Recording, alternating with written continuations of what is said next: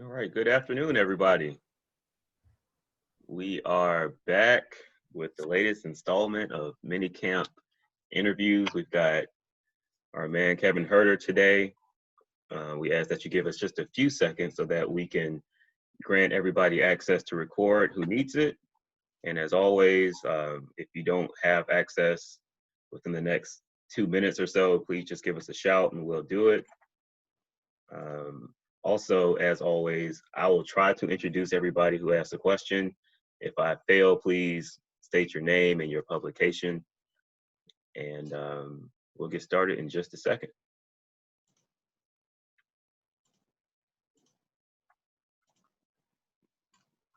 And if you have a question, please use the raise hand tool within Zoom.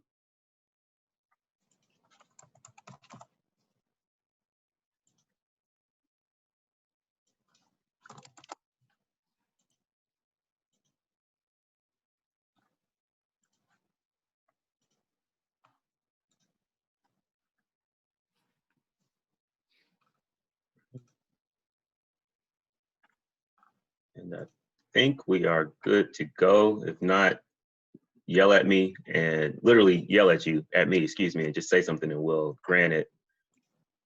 And if not, we will go ahead and get started with Sarah Spencer.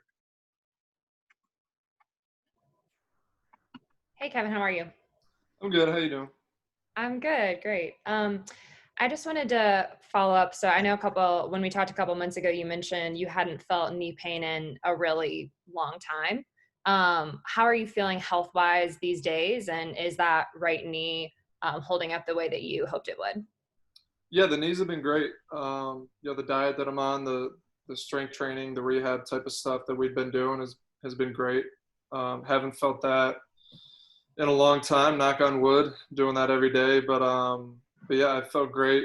Going through, I sprained my ankle pretty good, over a month ago. So there's some stuff this week I have been limited on, but, most have been able to participate in mostly everything we're doing. But health-wise, there's nothing, I expect that is that's going to be a problematic moving forward right now. Obviously, we don't know when we're going to be playing yet training camp-wise, but overall, I feel really good. Body's great. All right, next question from Chris Kirshner with The Athletic. Go Yankees. Go. Yeah, we hopefully we win. So when you were going into last season, you had mentioned the fact that you want to become more aggressive in driving to the rim, and this past season your numbers were down from your rookie season. Is that still a priority for you, and what are you specifically working on to get better in attacking the rim? Yeah, that's definitely a priority. It's a priority for a lot of guys on our team, honestly, and me specifically. That was something that definitely wasn't as good at last year. I think a lot of that too was just didn't feel as explosive at times as I did in my rookie year, and took me a little while to get to a point where body wise I was finding things I was working, and I know we've been over that a bunch, but definitely an area I'm looking to improve on. Continuing again, just spent a lot of time upper body wise in the weight room. Really the past, I would say, month and a half, 2 months have been really focused on our upper body. I would say during quarantine when I was home, it was bigger emphasis on my lower body, and so just similarly things that I was doing last year is obviously going to try to go into the season as healthy as possible and get my body feeling good, but continue to build my body to be able to go in and finish amongst bigger players.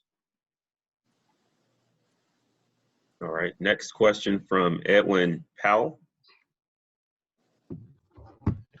Hey, what's going on, Kevin?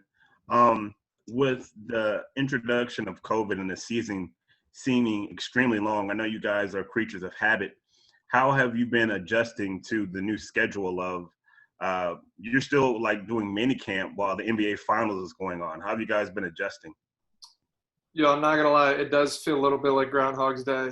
You're really getting up, and I'm sure it does for everybody. So this is just us with our team. It seems like really the past 6 months, I get up and I work out around 10 every day, and 10 to about 2, I'm in the gym, I'm doing something, and I go home and Feels like I've been doing that for a really, really long time. And this training camp, it's been great. Just change of setting, getting the opportunity to be together as a team, getting to spend time with our team outside of the gym, which has been a good mix up. But when it comes to actually working out, it's a very similar schedule to what we've been doing. It's not an individual focus; it's more of a team focus. So COVID's definitely it's made it seem a little like Groundhog's Day around here. All right, next question from Jamila Johnson. Hey, Kevin. So my question is, we did see video of John Collins, hitting his 100th free throw in a row. Was that a competition you guys were having, or is that just something you guys do after practice?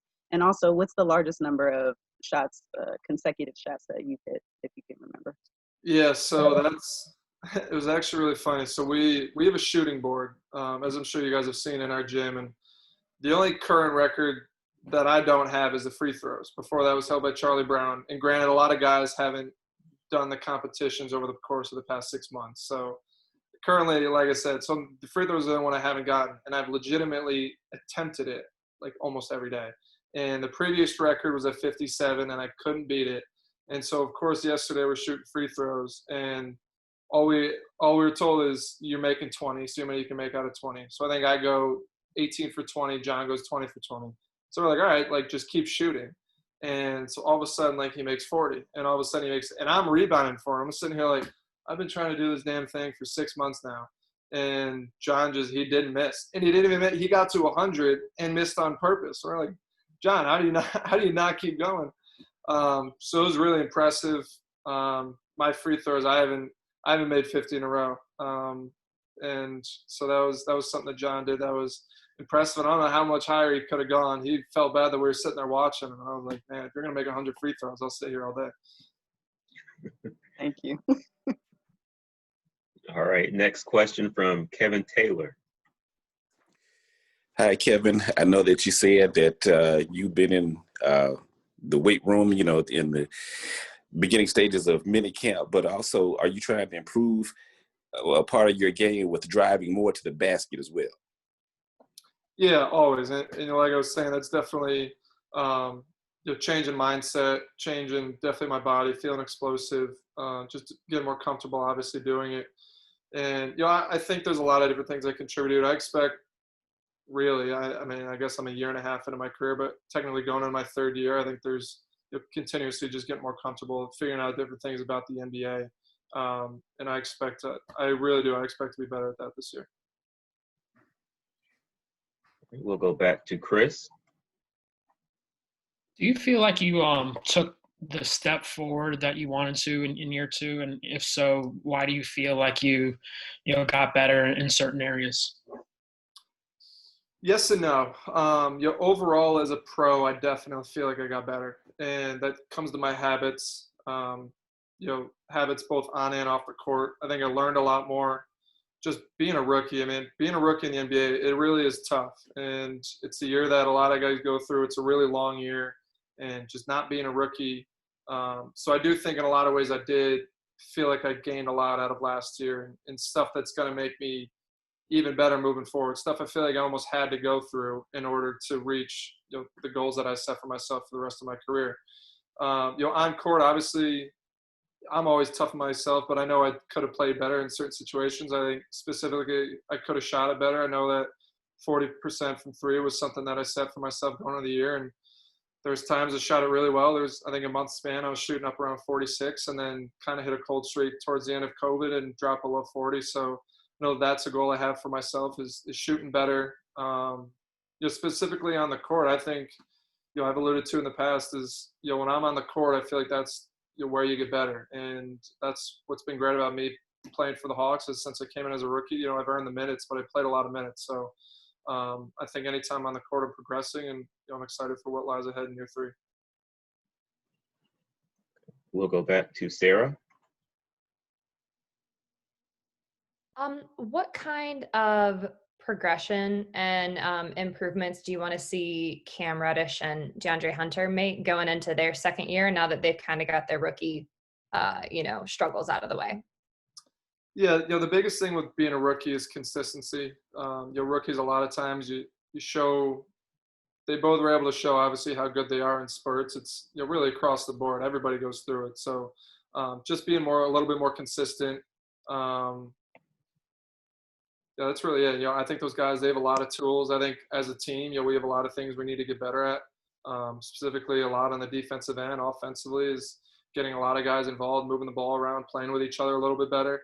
And Cam and Dre, I think they're coming along great. It's just like everybody else has to do, continue to work on their bodies, continue to try to get more consistent. Back to Kevin Taylor. All right, Kevin, when you came into the league a couple of years ago, we did a segment for my show called From One Kevin to Another, and you disclosed to me that you were a Giants fan. Now, I'm, of course, a lifelong Falcon fan. They're 0-3. Your Giants are 0-3. I don't know if you've been able to keep up with everything that's been going on, but what's your assessment of the Giants right now, starting the season winless? Yeah, unfortunately, I probably don't have too much good to say. It's tough times being a fan for both teams. Unfortunately, I have. I've followed them really closely. I've seen all 3 games so far. I do fantasy football, stuff like that. I'm waiting for us to turn it around, and I'll leave it at that. All right, me too. All right, we'll go back to Chris Kirschner. I know you were dinged up quite a bit this past season. How much would you say that limited your ability to improve the way you wanted to last season? You don't make excuses as an athlete. But there was a lot of, my extra time, there's a lot of time that I spent rehab-wise and working on my body that I remember just plainly rookie year. Going into my rookie year, I remember when we had R.J. Hunter, and unbelievable shooter. And, I was obviously, shooting was a strength of mine coming to the league. We almost every day in the fall were coming back, going 2 days and coming back and doing shooting competition drills together. And Coach Nate Babcock was putting us through it. We were in there usually 6 at night, and for about an hour and a half, we were going through all these sorts of shooting drills and really pushing each other.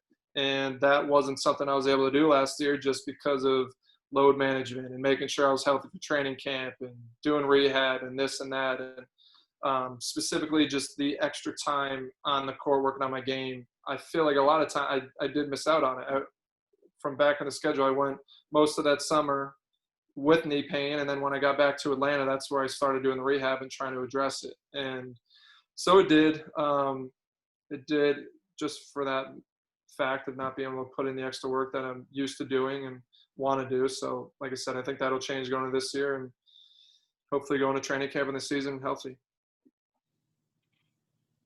Sarah? Not to be a downer and ask about injuries, but you said you sprained your ankle. Where are you in recovering from that? Which ankle was it? Did you just roll it, or how did it kind of happen? Yeah, left ankle. It was within a workout. Something that was it's going to be fine. It's not something I'm worried about moving forward. I'm in the end stages of it. Just been limited a little bit this week. Some of the full court stuff, probably not staying in as long as I would have in previous times, but it's not something I see as a problem moving forward. Gotcha. Right. Yakiri with Chicks Into Sports. Hi, Kevin. My question to you is, you guys have been away from each other for quite a while. Can you just speak a little bit on the team chemistry right now? It's been great. Honestly, this bubble just for that aspect has been great. And you're right away, if you're told you got to stay 5 miles away from your house in a hotel, right away there's a negative stigma around it, saying I don't want to do that. And you kind of question it, why can't we just do this or that? But really every night, the Hawks, they've made it about as good as it can. And we got a little players lounge down the hotel lobby. There's ping pong down there. There is a bar. They don't serve any hard alcohol, so it's nothing like that. But guys are hanging out. There's a bunch of TVs. There's video games. There's golf putting greens. There's old time video games. So there's a lot to do. And a lot of guys are playing cards, playing Monopoly. So really it's been great just for the past week. Everybody at night, our schedule's mainly, you go practice in the afternoon. Everyone mostly takes naps. Everyone goes down and eat. And then really around 7, 8 o'clock, most of the team is down there just doing something. And that's been great for a younger team like us and with a lot of new faces. And we're still going to add, I don't know how many guys. We have 15 guys here right now. A bunch of guys from our Skyhawks team, which have been great. But we assume we're going to bring in more guys. But the people we have here and just getting Clinton here, I know that we've been able to spend a lot of time with Clinton, getting to know him a little bit better, just for the rest of the team and with the coaching staff. It's been great just spending time with everybody. Thank you. All right, we'll go to Andrew Friedman from Georgia State University. Hey, Kevin, how are you? Good. How you doing? I'm doing well. I just wanted to get your thoughts on what your goals were going into the season. I know you guys have had a lot of time off, obviously some new pieces, and then with the draft coming up too. In terms of both your personal goals and just for the team, what are you looking to do this year? I mean, I think we're finally allowed to say it publicly. I know Lloyd said it, but our whole focus as a team is making the playoffs. And we looked at definitely some of the teams that are in it from the Eastern Conference this year. I know that there's definitely teams that, we think we can jump ahead of going into next year.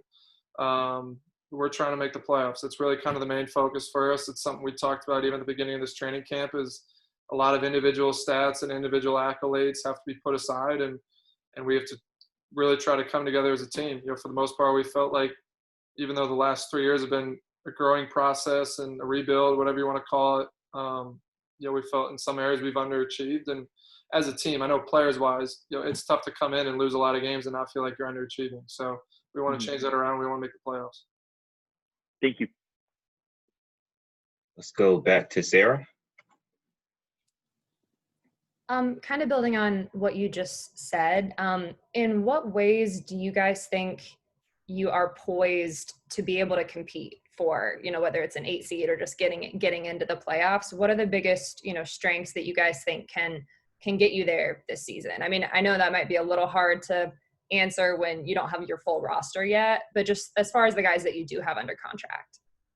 I know just from watching these playoffs and seeing the different lineups that work, I think our team, we have a lot of versatility. And, I think for a lot of times the last 2 years, different guys we brought in have definitely been, I would imagine guys that we knew wouldn't be here very long. And so I think we got a core group of guys that we know works and have put together really good minutes for us at times and been really competitive. And we just kind of mix in different guys, and whoever we bring in or draft, or obviously guys we have here that have been great for us, whoever we mix in, and just being able to put together guys that expect to be here past 1 year, the guys that are going to be committed to building something and competing for something bigger than just that individual year and possibly their next contract. And so, like I said, we got a core group of guys that we know that we think works and has been really good together. We just got to find pieces to complement that. As a quick follow-up, I know you guys are used to fielding questions about defensive improvement. You got Clint now, do you anticipate that helping defensively? But how important is it as a group to improve defensively so that you can, achieve that playoff goal? Yeah, Clint will be great just as an anchor-wise, just protecting the rim. Intelligence-wise, Clint, I think he's 25, and he's one of the oldest guys on our team, but he's been in some really big competitive games, and obviously all his Rockets teams. So he's been in the moment, and he knows a lot of different schemes and a lot of different defenses. And I think there's guys that are definitely capable of being better defensively, including myself, and just continuing to learn the schemes of the NBA and using our versatility. We can throw a lot of different lineups out there, throw a lot of different length at different teams. And we just got a lot of it's effort. A lot of it is learning schemes, and we've had a lot of rookies really the past couple of years. So as guys move into their second and third year, I think we'll definitely be better. All right, we'll go to Kevin Chenard from Hawks.com. You mentioned wanting to be in the playoffs and watching the playoffs this year. What sorts of takeaways have you gotten from the on-court product that you've seen in this postseason?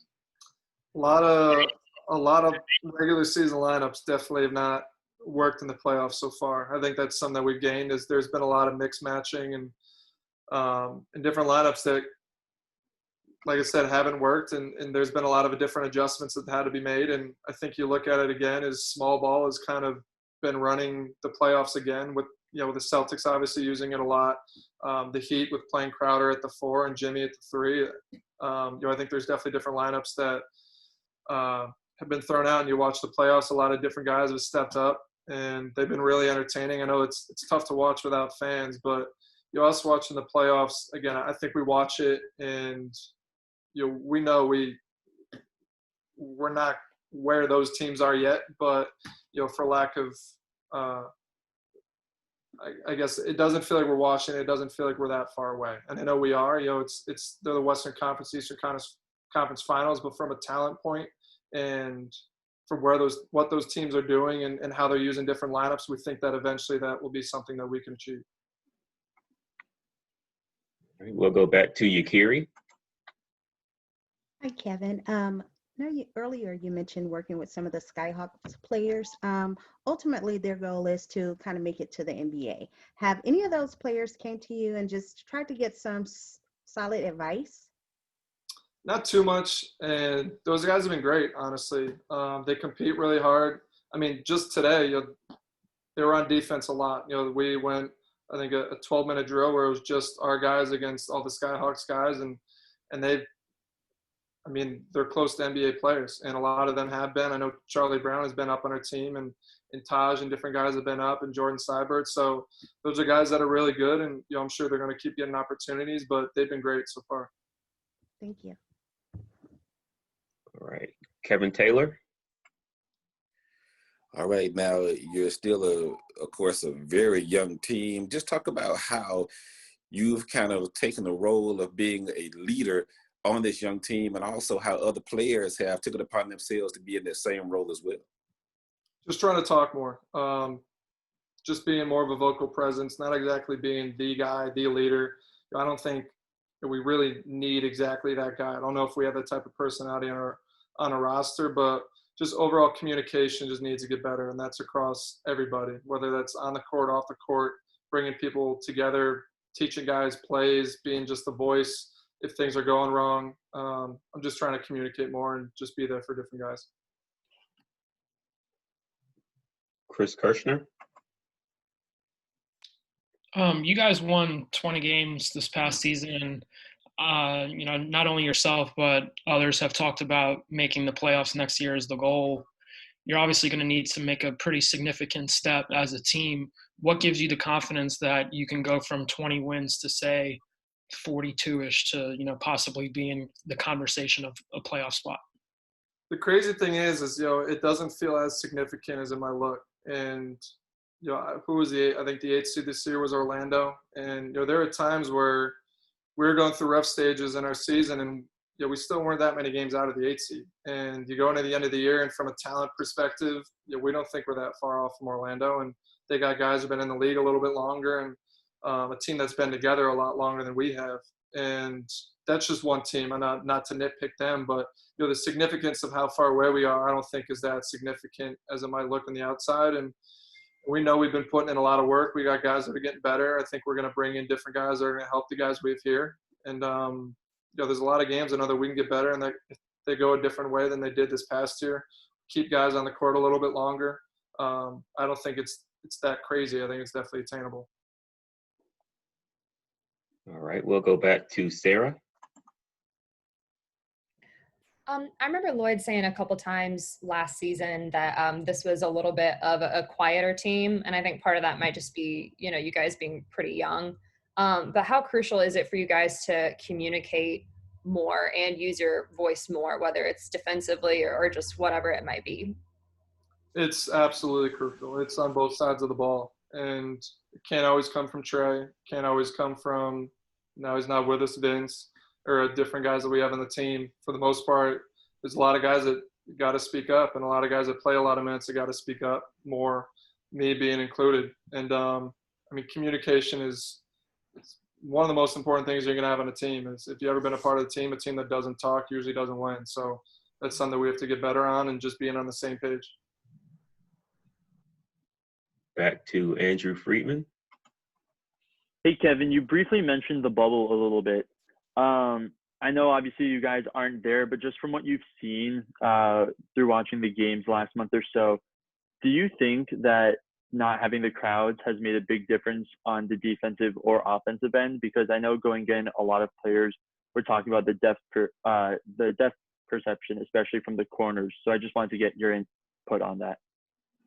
I'm not sure. I know that they're still playing in an arena. I know that just depth perception for playing in an arena versus playing in a practice gym is definitely different. I can't speak to what they're doing in the bubble just because I don't know, but I know that without a crowd, there's the emotions that go throughout the playoffs. The highs and lows are definitely they're flatline a little bit more. I think that's why you've seen Denver being able to come back from 2-3-1 deficits and win 2 series. I think when you're not traveling and there's not the emotions of a crowd involved, a lot of times, like, if you get hot, you can win. And so I think I really don't think this year there's an asterisk next to whoever wins the NBA Finals. I mean, every team was put in a similar situation and given the same circumstances, and the definition of the NBA champion is who was the best team for that NBA year. Whoever wins this year, that will be the NBA champion. So they all to go through the same thing, and whoever comes out on top definitely deserves it. Got Chris Kirschner again. There's obviously some holes on this roster with contract situations. What kinds of players do you think you guys need to add to be in that conversation next year for a playoff spot? I think definitely a couple guys in the best case scenario, guys who've walked the walk a little bit. Hopefully been in a playoff type of team, won a little bit. We're obviously, I would assume we're going to add our draft pick. I don't know what we're doing with it, but we're going to add another young guy to our team. But I would assume, whoever we bring in, I would assume hopefully they're going to be older than I am, and guys that have been in the league a little bit longer, kind of a veteran presence. Assuming we need a couple of those guys, just bringing in Clint and bringing back Dwayne of how important they've been to us, and having a lot of young guys playing a lot of minutes. Get a couple of guys in here that have been in the playoffs, know what it takes to get there, and can help us out along the way for sure. We'll go back to Andrew. Hey, Kevin. Obviously, Vince is finally done with his illustrious career. What are you going to miss most about sharing the locker room with him? A lot. It doesn't really put into words. It does. Even now, it kind of just feels like something's missing a little bit. And just his presence around the gym, having a player like that for how long he did it, all the things he's been through, it was great to have him around. And I didn't know if there was going to be some sort of role that he was going to still have coming into this year. I didn't know if with the season getting cut short, if he was going to be wanting more. But we're going to miss him a lot, both in the locker room, off the court, in the film room, really everything. I can't really explain his presence, but we're going to miss him for sure. We've got time for just a couple of more questions. We've got one now from Chris Kirschner. You can't name yourself. Who has stood out to you so far just in these few days of practice? That's a pretty good question. Different guys have had different days that they've been really good. I wouldn't say one specific guy. I think a lot of guys there's breaking off a lot of rust. Not playing for 6 months. Definitely, our first couple of days were a little bit sloppy, as to be expected. To play, I think today was the best day in terms of guys playing well. But there wasn't one guy that specifically stood out. I think if you go one, I think it's been great having Clint and just being able to protect the rim already. He's shown his value in that. Just for our defensive, even today, and just being able to protect the rim of guys attacking it, and his presence on the court, the way he talks, and I think he's been great for a guy like Bruno too. I think he's making Bruno play a little bit harder and kind of teach him a few things. I think a lot of the things that Clint does really well, Bruno is going to have to do really well for us too. So I'll start with him just because he's unfamiliar, but it's been great having him around. All right, our final question, it appears, will come from Sarah Spencer. What have you guys been working on in those? I think you can do like an hour of 5-on-5, maybe it is. What have you been working on the most? I remember Lloyd said he was trying to mix it up a little bit. Like the first 2 days, you guys actually didn't do much pick and roll work. What have you guys been focusing on? Yeah, I think a big focus has definitely been movement off the ball.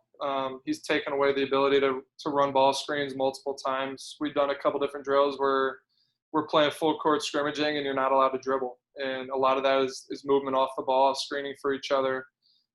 We put in a couple different sets. I don't know if there's sets that we're going to run over the course of the year, but things that get us into different things. Throwing a posting Clint or John up and having off-ball type of movement off of that, screening for each other, cutting. So I think that's been a big emphasis, is getting away from relying on pick and roll. Thanks, Kevin. All right, that was our final question for Kevin. So Kevin, thanks for joining us. Thanks for making the time. Hopefully we'll see you soon. And for everybody else on the call, I would imagine we'll see you soon as we continue our Maryland Day, and we see Bruno in just a few minutes. So, All right, guys. Thank you very much. Thanks. See you soon. All right. Thanks, Kevin. All right. Thanks, Kevin.